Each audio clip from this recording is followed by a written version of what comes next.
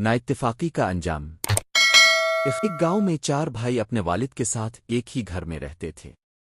باپ بہت نیک اور سمجھدار شخص تھا۔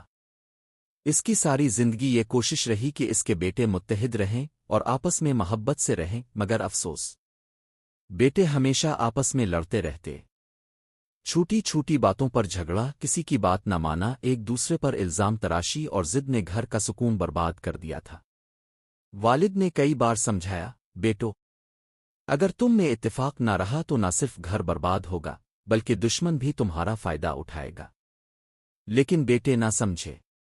والد کے انتقال کے بعد انہوں نے زمین، مال اور گھر بانٹ لیے۔ ہر ایک نے الگ الگ رہنا شروع کر دیا۔ شروع میں سب خوش تھے کہ اب کوئی روک ٹوک نہیں، مگر کچھ ہی مہینے گزرے کہ مشکلات نے گھیر لیا۔ فصلیں خراب ہونے لگیں، کوئی ایک دوسرے کی مدد کو نہ آیا۔ رشتہ داروں نے تعلق ختم کر لیے اور گاؤں والے بھی ان سے دور رہنے لگے۔ جلد ہی ان کی زمینیں قرض میں چلی گئیں، گھر ٹوٹ پھوٹ کا شکار ہو گئے، اور وہ لوگ جو ایک وقت میں خوشحال تھے اب پریشان حال نظر آنے لگے۔ ایک دن وہ سب ایک پرانی تصویر دیکھ رہے تھے جس میں وہ اپنے باپ کے ساتھ مسکرا رہے تھے۔ ان کی آنکھوں میں آنسو آ گئے۔ سب کو احساس ہوا کہ اگر وہ باپ کی نصیحت پر عمل کرتے اور متحد رہتے تو آج حالات مختلف ہوتے۔